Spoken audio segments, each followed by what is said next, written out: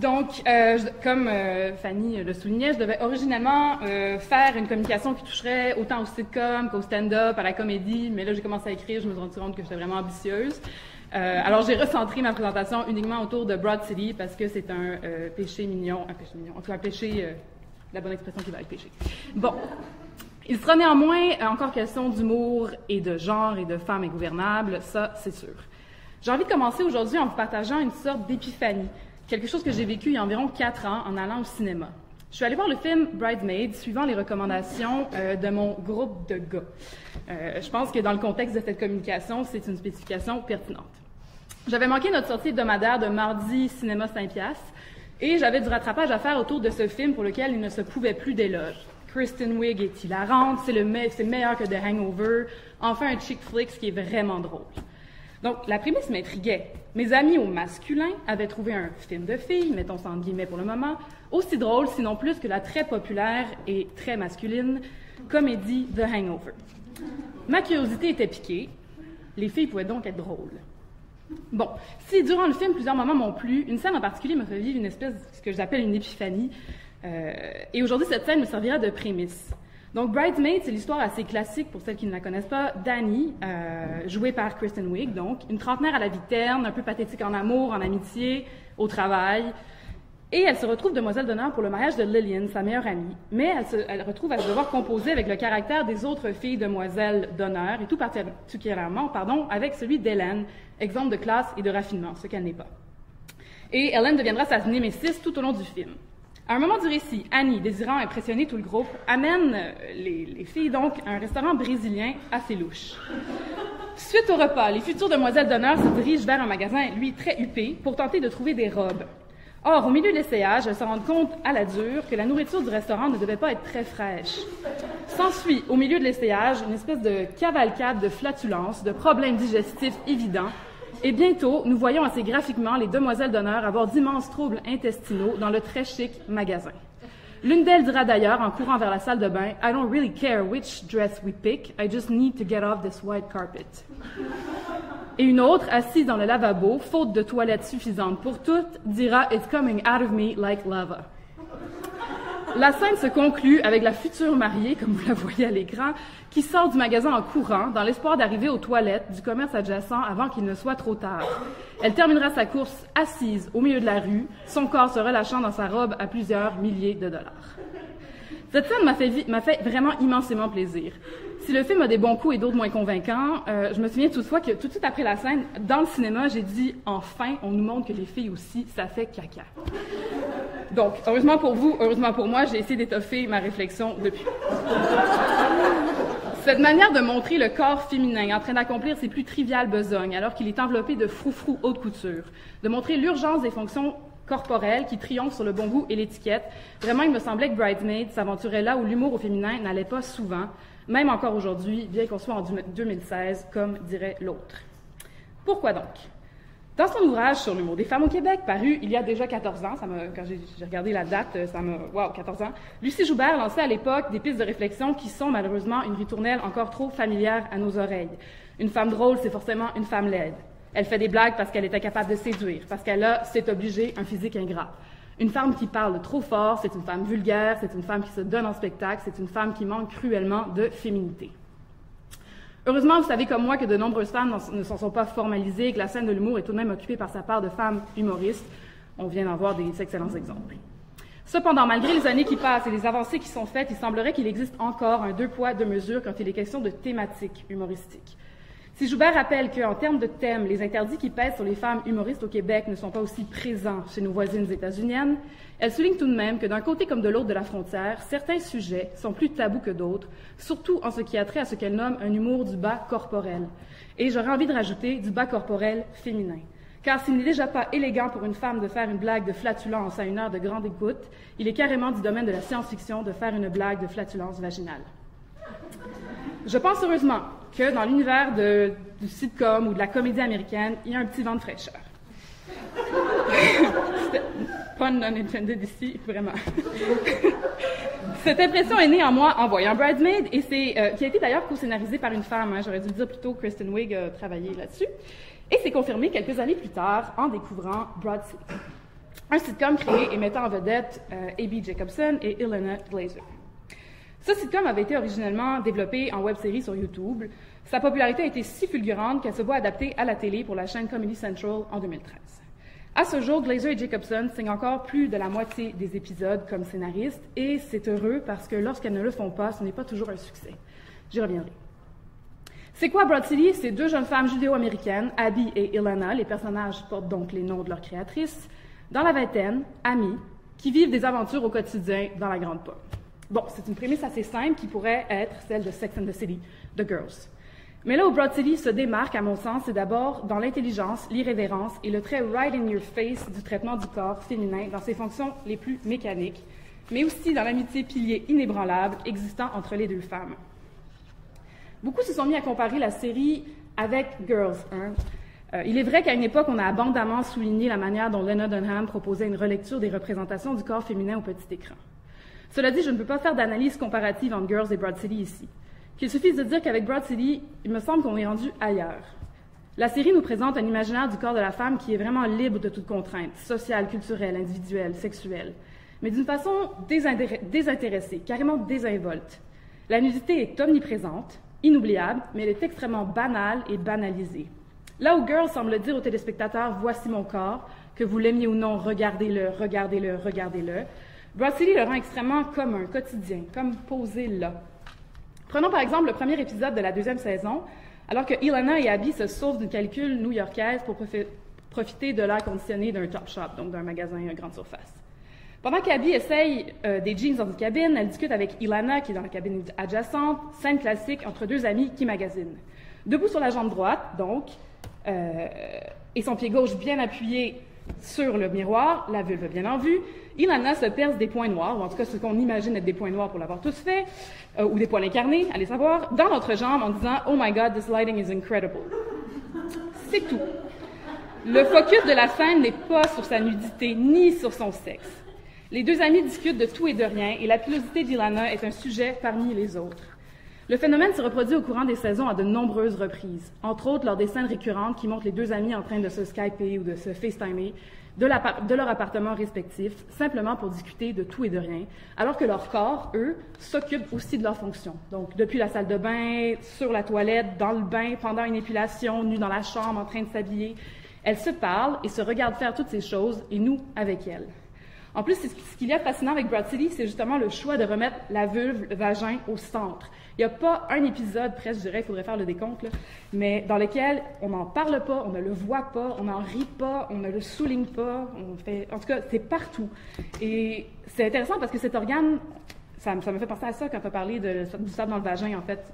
On parle du vagin constamment pour diminuer ou disqualifier les femmes, alors qu'ici, il est simplement ramené, tout le temps là. Enfin. Les corps d'Ilana et Abby ne sont jamais contenus, retenus, ils sont là, tout le temps là, mais ils ne sont pas en train de participer d'une esthétique grotesque ou carnivalesque. Ils occupent tout l'espace. J'aimerais vous montrer, pour illustrer tout ça, la scène d'ouverture de la 3e saison, qui est une espèce de condensé. Voilà. Donc, la saison s'ouvre, c'est la 3e saison, celle-là, en nous montrant les protagonistes dans leurs salles de bain respectives, durant ce qui semble être visiblement le déroulement d'une année. On voit Halloween, la Saint-Valentin même, où elles ont chacun leur moitié d'un gros chocolat en forme de cœur. Donc, juste là, c'est se réapproprier, il me semble, un lieu duquel les femmes sont généralement évacuées en humour. C'est occuper un espace qui, lorsqu'il est montré, est réservé peut-être au rituel de la mise en beauté, maquillage, coiffure, au rituel de la maternité, peut-être donner le bain aux enfants, et parfois le rituel de l'amour, mais seulement si c'est hyper léché, il me semble, on voit pas trop la douche, et en tout cas, c'est pas une toilette sale comme celle qu'on vient de voir. Ici, les deux cuvettes de toilette prennent un rôle déterminant. Elles sont placées au centre de l'image et se font complices des deux protagonistes. C'est elles qui nous rappellent que les filles de Broad City pètent, pissent, saignent, ont des wedgies, se fouillent dans le nez, se rasent, dansent, fument, s'épilent, ont du poil, que dis-je, ont même un anus. Donc, et comme le souligne Kathleen Rowe, on va y arriver, hein, c'est elle qui nous rassemble aujourd'hui ici, farting, belching and nose-picking convey a similar failure or refusal to restrain the body. While boys and men can make controlled use of such uncontrollable bodily function to rebel against authority, such an avenue of revolt is generally not available to women. But if it should ever come into women's repertoire, it will carry great power, since it directly undermines the sacredness of woman's body.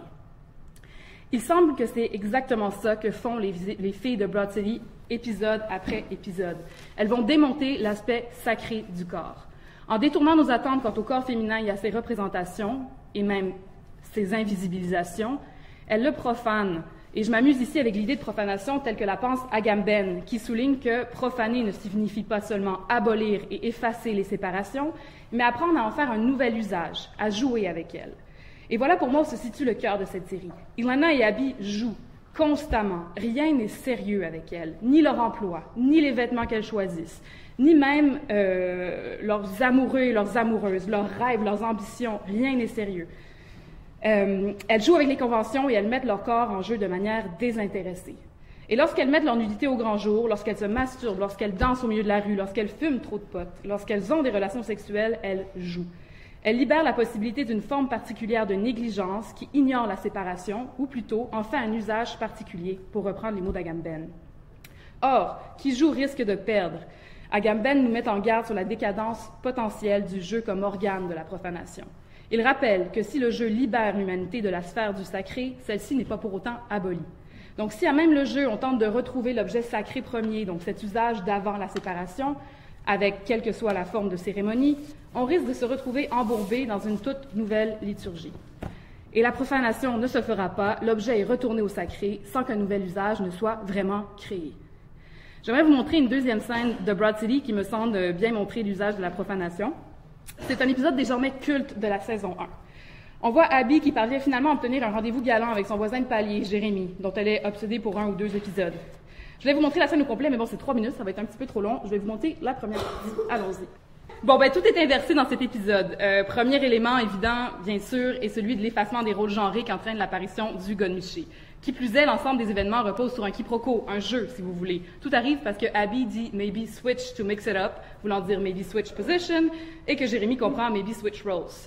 En plus, alors que la culture pop représente trop souvent le sexe anal comme quelque chose de douloureux et démasculant lorsque vécu par les hommes, ici, la série recadre la pratique sexuelle comme quelque chose d'agréable pour les deux partenaires, mais en insistant sur le fait que c'est particulièrement glorieux et enviable pour la femme, la danse de la victoire d'Ilana à l'appui.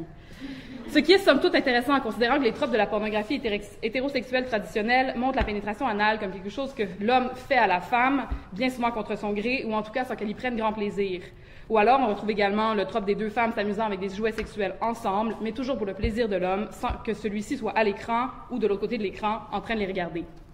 Ici, Ilana le fait clairement comprendre, c'est une expérience agréable, enrichissante et sexuellement enlevante pour Abby. D'ailleurs, plus tard dans l'épisode, Ilana explicitera à Abby que pour elle, it's a dream come true, ça elle l'a dit, vous l'avez entendu, et célèbre l'idée de penser à sa meilleure amie qui pénètre Jeremy's hairy, adorable little butthole et qu'elle pense à elle plowing it like a queen. Donc, Ilana parle d'Abby en train de plow, donc labourer Jérémy, champ syntaxique généralement réservé pour décrire le rôle fertile très passif des femmes dans la reproduction. Moi, je trouve ça fantastique. On va sauter ça ici. Outre bon, je voulais vous parler d'un faux pas, on n'en parlera pas.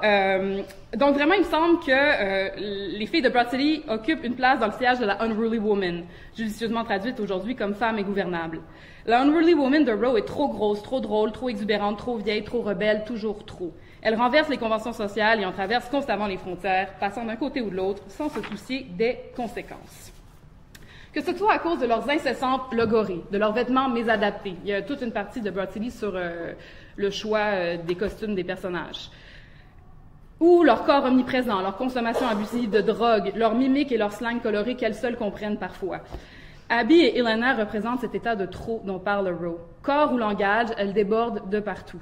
En plus, elles se placent sans gêne dans des situations disgracieuses, humiliantes, honteuses. Il est fascinant de voir comme elles n'en sont jamais embarrassées très longuement. La série ne cherchait pas à capitaliser sur la pitié, l'empathie ou le jugement du spectateur. L'estime de soi des personnages n'est pas ébranlée, remise en doute. Abby et Ilana ne traversent pas vraiment de crise existentielle, elles ne vivent pas d'échecs, elles ne sont pas honteuses de ce qu'elles sont ou même de ce qu'elles ne font pas, parce qu'elles ne font pas grand-chose. Leur gêne, leur honte, leur colère, leur tristesse, rien ne dure longtemps et elles s'en foutent. Alors si rien ne dure, pourquoi est-ce qu'on écoute cette série? Au-delà de l'ingouvernabilité que les deux femmes représentent, pourquoi y revient-on? Pourquoi est-ce que j'entends tout le monde me dire « Oh my God, Abby, Ilana ». Eh bien, s'il n'y a pas de drame, de suspense, de romance, c'est quoi? C'est drôle, oui, d'accord, mais encore. Je crois que si nous revenons semaine après semaine, c'est surtout pour voir Ilana et Abby être ensemble. Les voir à chaque épisode être follement éprises d'amitié l'une de l'autre. Car si peu de choses durent dans Broad City, une seule demeure originelle et increvable, tout peut bien passer parce qu'au cœur se tient le duo inébranlable d'Abby et Ilana. Et j'aimerais ouvrir là-dessus en terminant. Je crois que cette amitié pourrait être la forme la plus ingouvernable parmi les ingouvernables. Rowe a exploré l'histoire de la figure de la Unruly Woman en étudiant le cas de Roseanne Barr Arnold et de Miss Piggy, puis ensuite elle s'est intéressée à ses mutations, ses évolutions, en se penchant sur la figure de la Unruly Girls dans les années 90, la jeune fille révoltée, girl power et tout. Je me demande si ce que nous présente Broad City ici ne serait pas quelque chose de l'ordre d'un unruly friendship. Question de filer maladroitement la métaphore. Sorte d'amalgame entre un sisterhood doublé d'un girl power et d'une ambiance de vestiaire sportif. Les filles de Broad City m'ont donné envie d'être leur sœur, leur amie, leur amante. Abby et Ilana sont plus obsédées l'une par l'autre qu'elles ne le sont par leur job ou leurs amants et leurs amantes respectives. Elles se valorisent constamment l'une l'autre.